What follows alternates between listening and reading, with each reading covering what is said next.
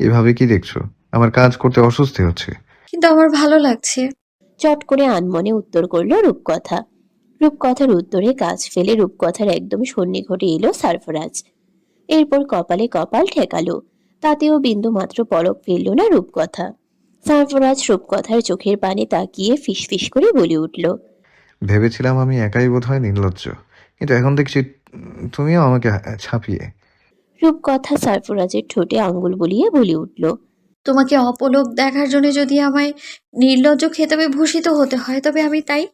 Controlless হতে ইচ্ছে করছে। বলেই রূপকথার গলার ভাঁজে মুখ নামালো সারফরাজ। এমন সময় মায়া মিহি গলায় বলে উঠল। কি করছো তোমরা?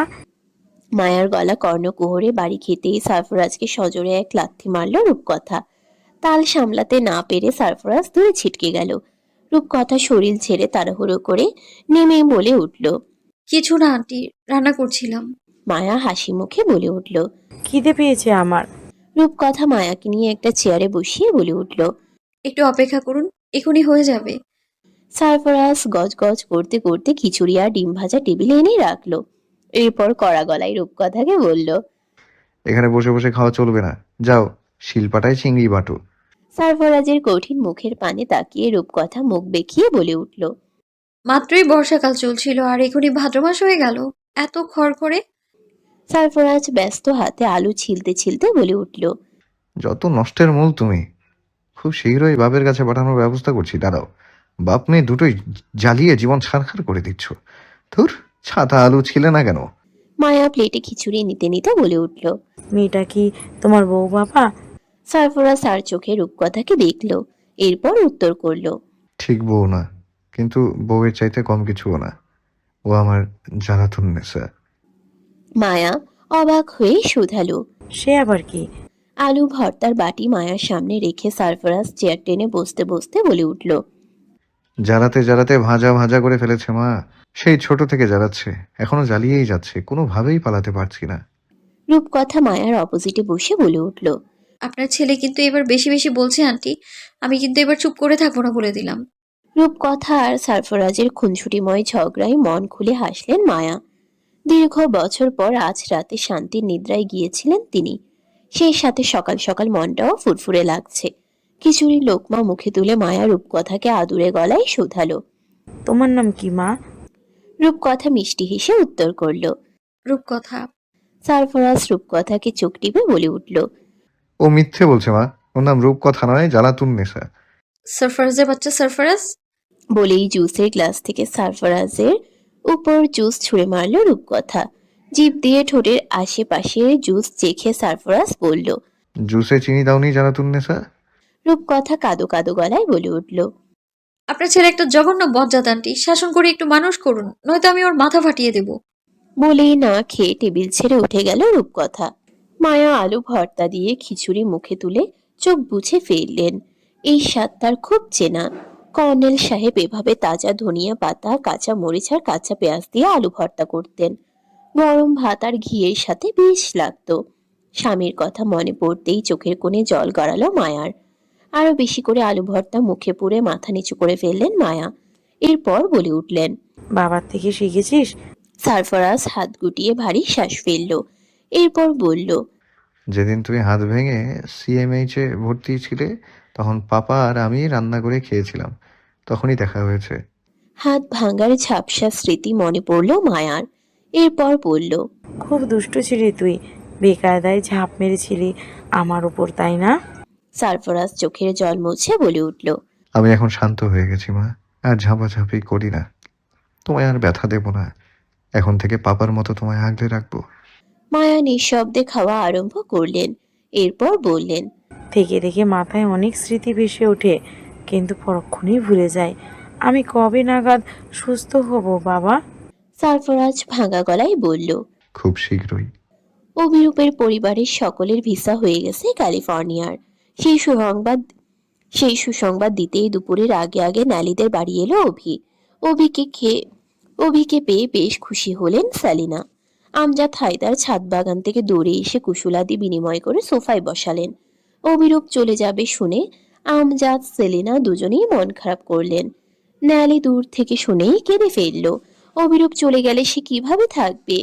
তাছাড়া 5টা বছর কি চারটিখানি কথা? কিন্তু নিজের ভবিষ্যতের ভাবনা ভেবে নিজেকে বুঝালো ন্যালি। সেলিনা অভিরূপকে বোঝালো। বাবা, মাঝে মাঝে বেড়াতে এসো আর নেলির জন্য অপেক্ষা করো। ও তোমাকে বেশ পছন্দ করে। আমজাদ হায়দার একটু মন ভার করলেন। পরক্ষণেই অভিরূপের হাত টেনে ধরে বলে উঠলেন। সাথে বড় বড় গ্যান্ডারি রয়েছে, রসে ভরপুর, চলো খাবে। অভিরূপ অল্প হেসে আমজাদ হায়দারের সাথে ছাদে গেল। ছাদের এক কোণে পাতা চেয়ারে অভিকে বসতে দিয়ে একটা মোটা বড় গ্যান্ডারি নিয়ে এলেন আমজাদ। এরপর অভির হাতে দিতে দিতে বলে উঠলেন। নেলির মনটা আজকাল খুব ভার, সব বুঝতে পারি, কিন্তু আমি নিরুপায়।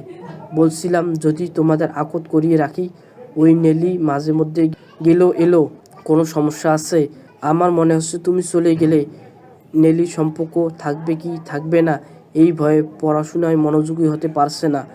কিন্তু মেয়ে নামকরা ডাক্তার হবে, এটা আমার বহুদিনের স্বপ্ন বাবা। অভিরূপ যেন মেঘ না চাইতেই বৃষ্টি পেল। অধিক উত্তেজনায় দাঁড়িয়ে বলে উঠল। ডেট সিলেক্ট করে আমায় জানাবেন।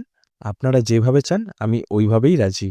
সন্ধ্যার পর থেকেই সিয়েরা ফরেস্টে শীতের প্রকোপ নামলো বাকি দিনগুলোর চাইতে কঠিন রূপে। ফায়ার প্লেসের মৃদু আগুন আজ শরীরকে উষ্ণ করতে পারছে না। শরীর কেমন কেঁপে কেঁপে শিউরে কাটা দিয়ে উঠছে। শো শো শব্দে বাইরে বাতাস প্রবাহিত হচ্ছে। আকাশের উজ্জ্বল চাঁদটা আজ মেঘ আর ঘন কুয়াশায় ঢাকা পড়েছে। ক্যালিফোর্নিয়া এসেছে পর্যন্ত এমন আবহাওয়া দেখেনি রূপকথা। রূপকথার মন বলল আজ রাতে বোধহয় বৃষ্টি হবে, কিন্তু রূপকথাকে ভুল প্রমাণ করে নিমিষেই আকাশ থেকে টুপটাপ শব্দে ঝরতে আরম্ভ করলো সাদা তুষার। খোলা জানালায় দাঁড়িয়ে তুলোর মতো বরফ কণার ঝরে পড়ার দৃশ্য দেখে অভিভূত হলো রূপকথা। তার চঞ্চল মন নিচে উঠল বরফের সংস্পর্শে যাবার জন্য। ইচ্ছে করলো বরফ নিজ হাতে ছুঁয়ে দিতে। যে ভাবনা সেই কাজ। সমস্ত ভয় ভীতি ভুলে সকলের অলক্ষ্যে চুপি চুপি রূপকথা বাড়ির ইয়ার্ডে বেরিয়ে এলো। ইতোমধ্যে গাছপালা আর মাটির উপর জমে উঠছে নরম বরফের আস্তর। রূপকথা ঠোঁটের কোণে প্রশস্ত হাসির রেখা টেনে চারপাশে বিস্ফোরিত নজর বুলালো। চারপাশ কেমন নিঝুম নিস্তব্ধ। নিশাচর প্রাণীগুলোর শ্বাসধ্বনি পর্যন্ত পাওয়া যাচ্ছে না। শুধু তুষার পড়ার মৃদু শব্দে ভরে আছে বনভূমি। বাইরে বেরোতেই রূপকথা বুঝলো শীতের মাত্রা যথেষ্ট। গায়ের ভারী ওভারকোট এই শীত নিরাময় করতে পারছে না। শীতে দাঁতের বাড়ি উঠল। বাতাসের তোড়ে এখানে স্থির হয়ে দাঁড়িয়ে থাকা কষ্টসাধ্য হলো। তবুও রূপকথা ঘরে ঢুকলো না। রূপকথা মুখ তুলে আকাশের দিকে তাকালো। এরপর আনন্দে দুহাত ছড়িয়ে দিল। ঘন তুষার কণা এসে পড়তে লাগলো তার চুলে মুখে কোটের উপর।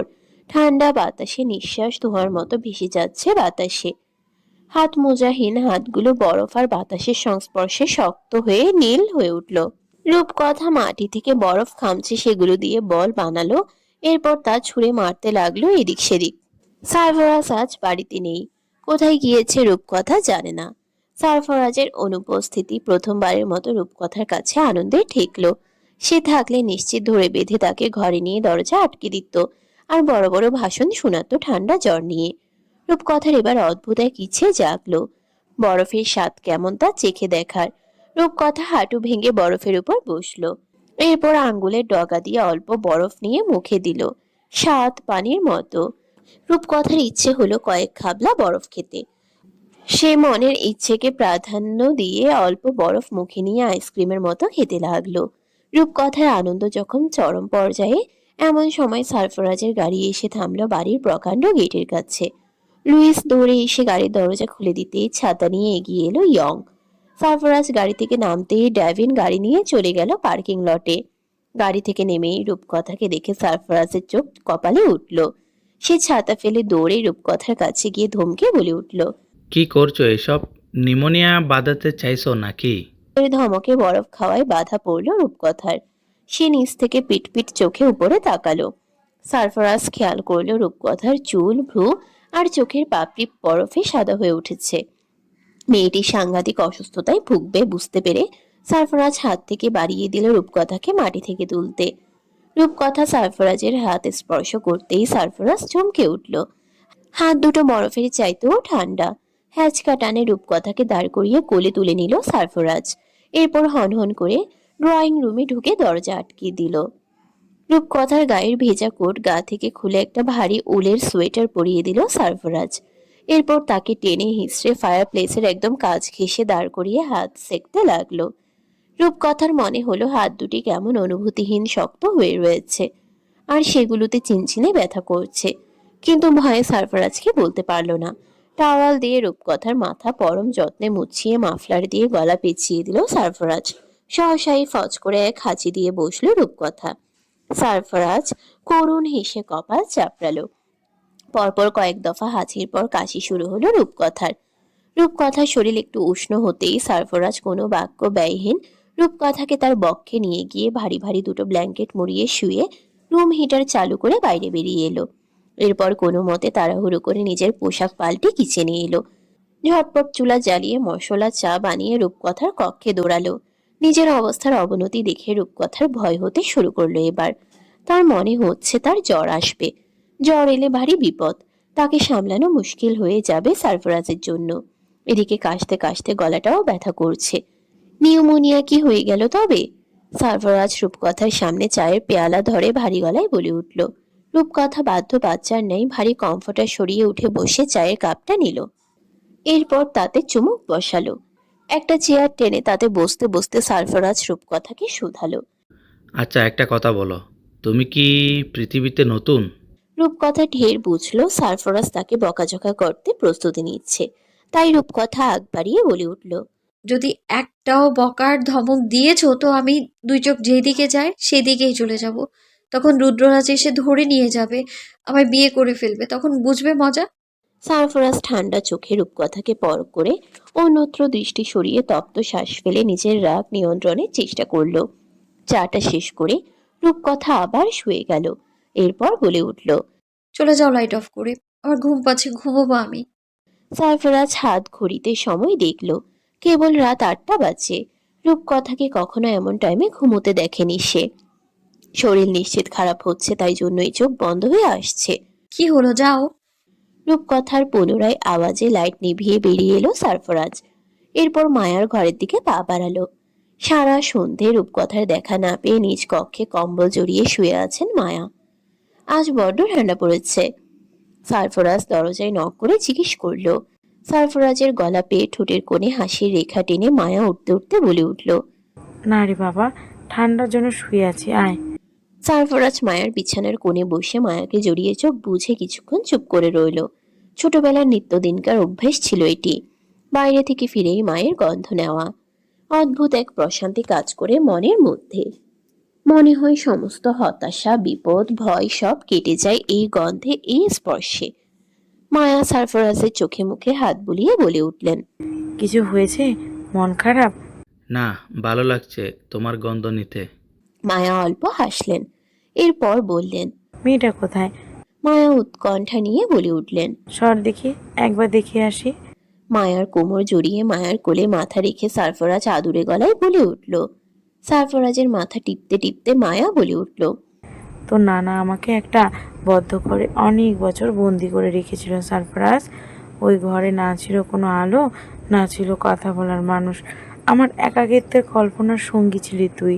তোকে এক পলক দেখতে, একটু আদর করতে মরিয়া হয়ে উঠেছিলাম আমি। আব্বাকে অনেক অনুরোধ করেছি আমাকে মুক্ত করে দিতে, কিন্তু আব্বা আমার উপর এতটুকু রহম করেনি। আব্বা কেমন যেন নিষ্ঠুর হয়ে গেছিল। আমার মৃত্যু, ভাইজানের মৃত্যু আব্বাকে হৃদয়হীন বানিয়ে দিয়েছিল। আব্বা মনে করেন এসবের জন্য আমিই দায়ী। সারফরাজের মাথায় হাত বুলাতে বুলাতে মায়া বলে উঠলেন। আমার প্রতি আব্বার আকাশ সম ঘৃণা জন্মেছিল। সন্তান ছাড়া, পরিবার ছাড়া কতটা যন্ত্রণা অনুভূত হয় সেটা তিনি আমাকে বোঝাতে চেয়েছিলেন। ঝাপসা স্মৃতি হাতড়ে মায়া বলতে লাগলেন। বড় ভাইজান আগে থেকেই অবৈধ সব কাজের সাথে জড়িত ছিল। নেশা পানিও গিলতেন প্রচুর। বড় ভাবি গোপনে আমাকে সব জানায় একদিন। আমার সঙ্গে ভাবির যোগাযোগ ছিল দীর্ঘদিন। বড় ভাবিকে ভাইজান প্রচুর মারধর করতেন। মার খেতে খেতে শরীর পচে গেছিল তার। তোর বয়স যখন 6, হঠাৎ একদিন খবর পেলাম ভাবি হার্ট অ্যাটাকে মারা গেছেন। তোর বাবা আমায় নিয়ে গেলেন চিটাগাং, কিন্তু আব্বা আমায় হাভেলির গেট থেকেই যা তা করে বের করে দিলেন। বড় ভাইজানের ছেলে রুদ্র তখন 8 কি 9 বছরের। ছেলেটা ঘুরে ঘুরে কাঁদছিল সারা বাড়িময়। আব্বার অপমান, হুমকি ধামকি অগ্রাহ্য করে আমি রুদ্রকে বুকে জড়ালাম, কিন্তু তার চোখের ঘৃণা আমাকে থমকে দিল। তার চোখ জোড়া দেখে মনে হলো সেগুলো আমায় হুঙ্কার ছেড়ে বলছে, আমার মায়ের মৃত্যুর জন্য তুমিই দায়ী, তোমাকে আমি ছাড়বো না। ওইটুকুন ছেলের এমন ভয়ানক চোখ দেখে আমি বেশ ভীত হলাম।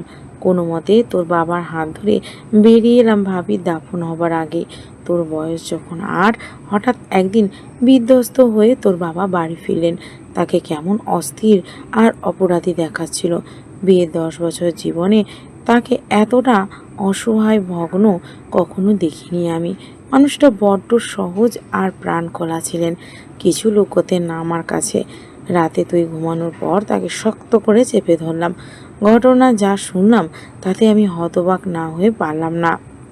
বড় ভাইজান মাদক, অস্ত্র আর নারী পাচার কাজে বর্ডারে ধরা পড়ে গুলি খেয়ে মারা গেছেন। সবচাইতে লোমহর্ষক যা ছিল তা হলো সঙ্গে রুদ্রও ছিল। বর্ডার আর্মিদের উপর বড় ভাইজান বন্দুক চালিয়েছিলেন। নিজেকে কলঙ্কিত করে গায়ের পোশাকে দাগ ফেলে ভাইজানকে বাঁচাতে চেয়েছিলেন তোর বাবা, কিন্তু উপর থেকে করা আদেশ ছিল ভাইজানকে ক্রস ফায়ার করার। তোর বাবা নিজের কাছের এক মেজরের সাহায্যে রুদ্রকে ওই স্পট থেকে সরিয়ে চিটাগাং পৌঁছিয়ে দিয়েছিলেন, নয়তো রুদ্র কিশোর জেলে পচে মরত। ঘটনার কয়েকদিন পর তোর বাবার বলতে বলতে কেঁদে ফেললেন মায়া। বাকি ঘটনা সারফরাজ জানে। বাড়ির আঙ্গিনায় খেলা করছিল সারফরাজ। মায়া ঘরের কাজে ব্যস্ত। এমন সময় কয়েকজন লোক একটা বড় কার্টুন তাদের ঘরের দরজায় ফেলে বলে উঠেছিল। আপনার জন্য একটা পার্সেল এসেছে মায়া চৌধুরী। বলেই লোকগুলো আর দাঁড়াননি।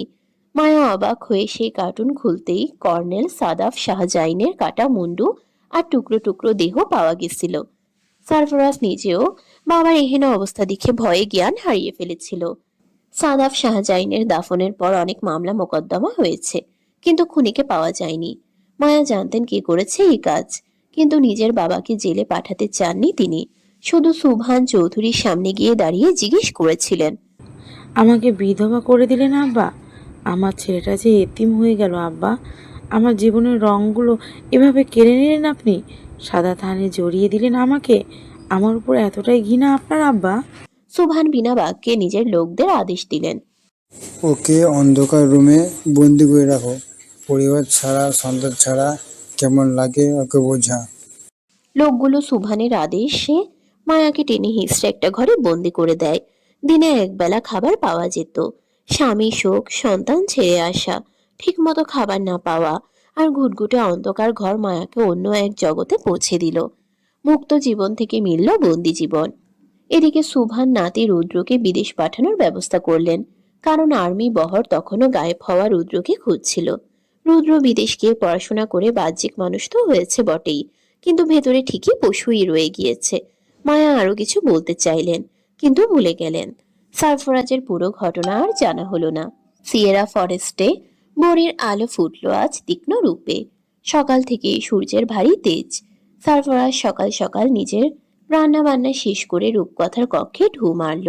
মেয়েটা এখনো বেঘরে ঘুমোচ্ছে আর বিড়বিড় করে কি যেন বলছে।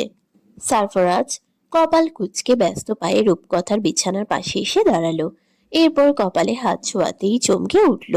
জ্বরে শরীর পুড়ে যাচ্ছে। সারফরাজ রূপকথার গায়ের কমফোর্টার সরিয়ে ঝাঁকিয়ে ডাকলো। রূপকথা অল্প চোখ মেলে তাকিয়ে সারফরাজকে দেখলো। এরপর সারফরাজকে ঝাপটে ধরে উঁচু গলায় গিয়ে উঠল। ও আমার গায়ে প্রেমের জ্বর, কেউ দে না সারফারাজের খবর। সারফারাজ আমার শীতেরই চাদর। রূপকথার অদ্ভুত গানে সিরিয়াস মুহূর্তে হাহা করে হেসে উঠল সারফরাজ। রূপকথা সেই হাসি তোয়াক্কা না করে শরীরের অসহনীয় ব্যথা, মাথার যন্ত্রণা, দাঁতের শিরশিরানি আর জ্বরের ঘুরে পাগলের ন্যায় চিৎকার করে গাইতে লাগলো। বাঙ্গি ফাটা বালি বালি, তরমুজ ফাটা লালে লাল, সাঁতার না জানিলে কেমনে পাড়ি দিবি প্রেমের খাল, ও বন্ধু কাছে আয় ফুলের মতো ঝরে যায়। রূপকথার গানে সারফরাজের মাটিতে গড়াগড়ি দেওয়ার অবস্থা হলো। পরের গানের সুর তুলতেই সারফরাজ রূপকথার মুখ চেপে ধরে থামানোর চেষ্টা করে সুফিয়ানকে কল করলেন। কেবলই ঘুমানোর প্রস্তুতি নিচ্ছেন সুফিয়ান। এমন সময় সারফরাজের কল পেয়ে কপাল কুঁচকে রিসিভ করে বলে উঠলেন, ঘুমের 12টা বাজাতে ফোন করেছিস? মেয়ের গান শুনে সুফিয়ান বুক চেপে বলে উঠলেন, ইন্নানিল্লাহ আস্তাগফিরুল্লাহ লা হাওলা কহাই গানের লাইন বেশি গভীরে যাওয়ার আগে শিগগিরই ডাক্তার ডাক, নইলে তোকে আমি গুলি করে কুপলি উড়িয়ে দিব শতচ্ছাড়া। দুপুরের পরপর রূপকথার জ্বর আরো মাত্রা ছাড়ালো। দু চোখ মেলে পৃথিবী দেখতে পারল না সে। নাকের ডগা, গাল টকটকে লাল হলো, শরীর হলো উত্তপ্ত তাওয়া। সকালে রূপকথাকে নিয়ে সারফরাজ মজা উড়ালেও এবার সে বেশ চিন্তিত হলো। ডক্টর হেনরিকে সকালে এই খবর পাঠিয়েছে সারফরাজ। তিনি এসে জ্বর চেক করে মেডিসিন দিয়ে গিয়েছেন। তখন জ্বর ছিল 102 ডিগ্রি। ওষুধ খাওয়ানোর পরেও রূপকথার জ্বর বেড়ে হলো 103। মেয়েটার নেতিয়ে পড়া অবস্থা দেখে সারফরাজের বুকে দহন শুরু হলো। অসুস্থ মায়া রূপকথার এহেনা অবস্থায় বেশ ব্যথিত হলেন, সেই সাথে অল্প সেবাও করলেন। রূপকথার মাথায় ঘন ঘন জলপট্টি দিল সারফরাজ, সাথে মুছিয়ে দিল শরীর। তবুও অবস্থার কোনো উন্নতি নেই। এবার সারফরাজ ভয় পেল। সারফরাজের মন বলল রূপকথাকে ইমিডিয়েটলি হসপিটালে ভর্তি করা প্রয়োজন। এদিকে মেয়ে চিন্তায় সুফিয়ান চৌধুরীর ঘুম উবে গেল। কিছুক্ষণ বাদে ফোন করে খবর নিলেন তিনি। জ্বর এলে মেয়ে কেমন পরিস্থিতির ভেতর দিয়ে যায় রেখা সবটা জানেন। তাই আসন্ন শঙ্কায় কেঁদে উঠলেন রেখা। সারফরাজ হাতের উল্টো পিঠে রূপকথার জ্বর আরেকবার পরখ করে নিল। এরপর ভার্ত গলায় ডাকলো, রূপকথা, তুমি ঠিক আছো? রূপ, হ্যাঁ রূপকথা। কোনো প্রত্যুত্তর করল না রূপকথা। সারফরাজ আর এক মুহূর্ত সময় অপচয় করল না। সে রূপকথাকে কম্বল সহ পেঁচিয়ে পাজাকুলে তুলে গাড়িতে বসিয়ে দিল। এরপর লুইস আর ইয়ং এর কাছে মায়ার দায়িত্ব দিয়ে ছুটল হসপিটাল অভিমুখে। মিনিট 40 পর একটা হসপিটালে এসে থামলো সারফরাজের গাড়ি। রূপকথাকে আবার কোলে তুলে ব্যস্ত পায়ে ইমার্জেন্সিতে এলো সারফরাজ। এরপর উপস্থিত ডিউটি ডক্টরকে বলে উঠল, সে অধিক জ্বরে ভুগছে, প্লিজ তার জ্বর কমিয়ে দিন। সারফরাজের পাংশু ভয়ার্ত চিন্তিত মুখশ্রী দেখে ডক্টর বুঝতে পারল অবস্থা সিরিয়াস। ডিউটি ডক্টর দৌড়ে এসে রূপকথার জ্বর পরিমাপ করে আটকে উঠলেন। জ্বর 104। রূপকথাকে দ্রুত অবজারভেশন কেবিনে শিফট করলেন তিনি। এরপর সাপোজিটরি, মেডিসিন সবকিছু নিয়ে ছুটলেন সেখানে। রূপকথার জ্বর সারফরাজের কাছে শুরুতেই মামুলি বিষয় ঠিকই ছিল, কিন্তু সারফরাজের এখন মনে হচ্ছে এই জ্বরে রূপকথা বোধহয় বাঁচবেই না। হসপিটালের করিডোরে পায়চারি করতে করতে উন্মাদ হয়ে উঠল সারফরাজ। চটপটে মেয়েটাকে এরকম নিশ্চুপ নির্ভার দেখতে তার মোটেও ভালো লাগছে না। সারফরাজ সারাক্ষণ তার চারপাশে ঘুরে বেড়াচ্ছে, অথচ সে চোখ মেলে পর্যন্ত দেখছে না। রূপকথার অসুস্থতার গাঢ়তা পরিমাপ করে মাথার চুল খামচে ধরল সারফরাজ। হাসি খুশি চঞ্চল দুরন্ত মেয়েটাকে সঙ্গে করে কত স্বপ্ন নিয়ে এত দূর দেশে নিয়ে এলো সে। সুফিয়ান চৌধুরীকে সারফরাজ প্রতিশ্রুতি দিয়েছিল সামান্যতম কষ্ট পর্যন্ত পেতে দেবে না রূপকথাকে, অথচ জ্বরের ঘোরে মেয়েটা দুনিয়া ভুলতে বসেছে। সারফরাজের বিক্ষিপ্ত মন কুগাইতে আরম্ভ করলো। মস্তিষ্ক কেমন ব্যথায় কাবু হলো। ব্যথা উপশম করতে মাথা চেপে ধরলো সারফরাজ। এরপর সমান তালে চক্কর কাটলো পুরো করিডোর জুড়ে। কতক্ষণ সে এভাবে হাঁটলো তার হিসেব রইল না। আরো ঘন্টা খানিক পর একজন নার্স এসে জানালো জ্বর কন্ট্রোলে এসেছে, তবুও অবজারভেশনের জন্য 24 ঘন্টা হসপিটালে থাকতে হবে। সারফরাজ এবার একটু নিশ্চিত হলো। করিডোরের ওয়েটিং চেয়ারে বসে চোখ বুঝে মাথা হেলিয়ে দিল। এমন সময় সারফরাজের ফোনখানা মৃদু শব্দে বেজে উঠল। স্ক্রিনে ড্যাভিনের নম্বর চকচক করছে।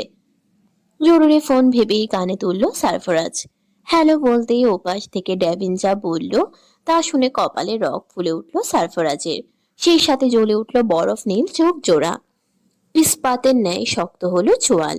অধিক ক্রোধে সারফরাজ বসা থেকে উঠে দাঁড়ালো। এরপর বজ্র কণ্ঠে বলে উঠল, আসছি। সারফরাজের ড্রাগস কারখানার পরিত্যক্ত একটি কক্ষে পায়ে দড়ি বেঁধে উল্টো করে ঝুলিয়ে রাখা হয়েছে সারফরাজের অ্যাকাউন্ট্যান্স ড্যানিয়েলকে। ভেদ ড্যানিয়েল বাঁচার তাগিদে বারবার কাকুতি মিনতি করে যাচ্ছে, কিন্তু নিষ্ঠুর মানব ড্যাভিন কিছুই যেন কানে শুনছে না। ঘন্টা খানিক পার হতেই চোখে মুখে অসামান্য ক্রোধ ফুটিয়ে উপস্থিত হলো সারফরাজ। সারফরাজকে দেখেই ড্যানিয়েল বলে উঠল, boss please save me, he is the devil. আমাকে ফাঁসাতে ইচ্ছে করে সে আমার নাটক সাজিয়েছে, প্লিজ ডোন্ট ট্রাস্ট হিম। ড্যানিয়েলের বাকি কথাগুলো আর শুনতে ইচ্ছে হলো না সারফরাজের। ড্যাভিনের হাত থেকে লোহার রডখানা নিয়ে বেধড়ক আঘাত করলো ড্যানিয়েলের শরীরে। কেন আঘাত, কোন আঘাত কোথায় গিয়ে লাগলো তার খেয়াল পর্যন্ত রাখলো না সারফরাজ। মারে চোটে চিৎকার করে প্রাণ ভিক্ষার আর্জি জানালো ড্যানিয়েল, কিন্তু নিষ্ঠুর মানব সারফরাজ থামলো না ক্ষণকালের জন্য। ড্যানিয়েলকে এলো পাথারি আঘাত করতে করতে সারফরাজ যখন ক্লান্ত হলো, তখন হাত থেকে খসে পড়লো রডখানা। ড্যানিয়েলের সাদা শরীর ইতোমধ্যে রক্তে রঞ্জিত। সারফরাজ ড্যানিয়েলের গলা টিপে ধরে হিসহিসিয়ে শুধালো। আমার সর্বনাশ করার জন্য রুদ্র তোকে কত টাকা দিয়েছে ড্যানিয়েল? সারফরাজের প্রশ্নে ড্যানিয়েলের জ্ঞান হারানোর উপক্রম হলো। তার মানে সারফরাজ তার পিঠ পিছে ছুরি মারার বিষয়টা সবটা জেনে গিয়েছে। ড্যানিয়েল তবুও সবকিছু চেপে গিয়ে ভয়ার্ত গলায় বলল। ড্যানিয়েলের মুখের মিথ্যে শুনে সারফরাজের মাথা ধরে গেল। ড্যাভিনের থেকে নোট ট্যাপ নিয়ে উল্টো করে ড্যানিয়েলের চোখের সামনে মেলে ধরল সে। 30 সেকেন্ডের একটা ভিডিও চলছে, তাতে ভিডিওতে স্পষ্ট দেখা যাচ্ছে ড্যানিয়েল আর রুদ্ররাজ মুখোমুখি বসে ড্রিঙ্কস করছে। সেই সাথে একটা ব্ল্যাঙ্ক চেক এগিয়ে দিচ্ছে রুদ্ররাজ। ড্যানিয়েল খালি চেক পেয়ে মস্ত খুশি। সে খুশি আরো কয়েক ধাপ বাড়াতে রুদ্ররাজ আদেশ করল। ভিডিওখানা দেখে গলবিল শুকিয়ে উঠল ড্যানিয়েলের। তার চোখে মরণ ভয় স্পষ্ট ফুটে উঠল। নিজেকে নির্দোষ প্রমাণ করার আর কোনো সাফাই গাইল না সে, কারণ সবটাই এই মুহূর্তে অর্থহীন। ড্যানিয়েল চোখ বুঝে বহু কষ্টে আওড়ালো। কিল মি। সারফরাজ পাকা ঠোঁটে হাসলো। এত সহজেই ড্যানিয়েলকে সে মুক্তি দিবে না। নরকীয় সাজা ভোগ করিয়ে তবেই মুক্তি দেওয়া হবে এই বিশ্বাসঘাতককে। সারফরাজ ড্যাবিনের পানে তাকিয়ে ঠোঁট উল্টে বলল। I know you are heartless, so I don't want to say anything more. বলেই ড্যানিয়েলের পানে এক পলক ঘৃণিত নজর বুলিয়ে বাইরে বেরিয়ে এলো সারফরাজ। সারফরাজ চলে যেতেই অদ্ভুত হাসলো ড্যাভিন। সে হাসির শব্দে প্রাণ পাখি উড়ে গেল ড্যানিয়েলের। চোখের সামনে সাক্ষাৎ নরক দেখতে পেল সে। মনে মনে জ্যাসুসের নাম উচ্চারণ করতে চাইল, কিন্তু তার আগেই ভারী লোহার রড দিয়ে ড্যানিয়েলের প্রশস্ত বুকে শক্ত বাড়ি বসালো ড্যাভিন। ড্যাভিনের শক্ত হাতের আঘাতে চিৎকার করে উঠল ড্যানিয়েল। ড্যানিয়েলের গগন বিদারী চিৎকার ড্যাভিনের কানে অনন্য প্রশান্তি এনে দিল। ড্যানিয়েলের এক একটা চিৎকার ড্যাভিনের কানে সুরেলা গান হয়ে বাজল। ড্যাভিন উন্মাদ হয়ে উঠল। তার মনে হলো ড্যানিয়েলের আরো জোরে জোরে চিৎকার করা উচিত। তাই সে ড্যানিয়েলকে শুধালো। অল্প অল্প করে তোমার গায়ের চামড়া যদি চাকু দিয়ে তুলে নেই, তুমি কেমন বোধ করবে ড্যানিয়েল? বিকেলের আগে আগে রূপকথার পুরো শরীর ঘাম দিয়ে জ্বর ছেড়ে দিল। জ্বর ছাড়তেই গায়ে সাদা ভারী ব্ল্যাঙ্কেট জাহান্নাম ঠেকলো তার কাছে। দুর্বল পা দিয়ে সেই ব্ল্যাঙ্কেট সরিয়ে চারপাশে নজর বুলালো। হাতে লাগানো স্যালাইনের সুই আর বাহ্যিক পরিবেশ চোখে